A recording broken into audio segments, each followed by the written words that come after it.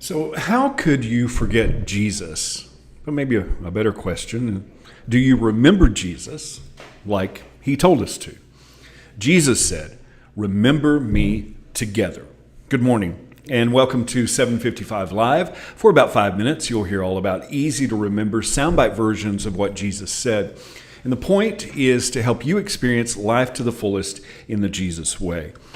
Today's Jesus Said comes from Luke 22:19 through 20, and then there's another reference from Matthew 26 through 27, and we're just going to be reading from Luke today, same story in both of these. Luke 22:19 in the NET, then he took bread, and after giving thanks, he broke it and gave it to them, saying, "This is my body, which is given for you. Do this in remembrance of me." And in the same way, he took the cup after they had eaten, saying, "This cup that is poured out for you is the new covenant in my blood." Now, this, of course, is what we call the Lord's Supper, the night before he was crucified, the night before what we call Good Friday, whatever day this actually happened. It was the preparation day. And so the meal that they had wasn't really a Passover Seder, or the next day would have been a Sabbath. And so there's some time frame differences there, but that's not the point. Jesus was saying that we should remember him together with this, what we call a sacrament of communion. Now, what is that? Well, communion literally means an act or an instance of sharing.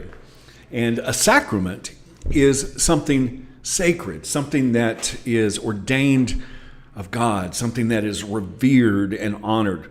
And in some traditions, this ritual of the Lord's Supper is performed with fancy things, shiny gold cups, custom-made wafers, incense, robes, and that kind of things. In some traditions, it's all about convenience, plastic containers with a little juice and that round thing that tastes like styrofoam. But have we missed the point of what we are really to remember with this Lord's Supper? Because actually, it's not really about what we're eating or what we're drinking. It's all about serving. Now, this night wasn't very shiny. It was basically a bunch of homeless guys who traveled from place to place. And they ended up in this meal setting, and no one was even willing to wash feet, which sounds strange to us, but it was a common occurrence in this time period because people wore mostly sandals or no shoes and walked on dusty, gross streets. And so there would be a servant or a slave that would wash the feet of guests as they entered a home or an upper room. So no one was willing to do that, so Jesus did it. And sometimes we forget, Jesus didn't just break the bread, he served them. He gave it to them. The King of all creation, washing feet, acting like a waiter and serving bread and the wine. The King of all creation as a servant. Paul talks about this act of worship and remembering Jesus in 1 Corinthians 11, verse 20 and 21 says, "Now, when you come together at the same place, you are not really eating the Lord's Supper. For when it is time to eat, everyone proceeds with his own supper. One is hungry and another one becomes drunk." Then he goes on and says, "So then, brothers and sisters, when you come together, wait for one another." Or in other words, serve one another. Communion isn't about being served. It's about serving. It's about sharing.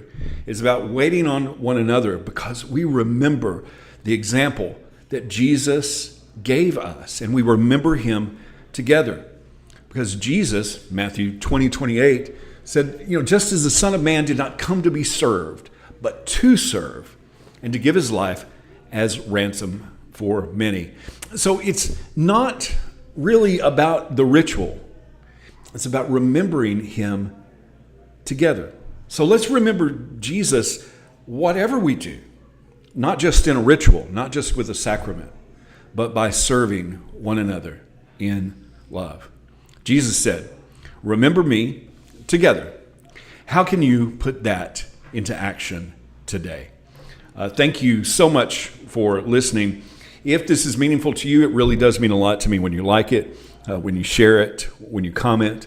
I really appreciate you.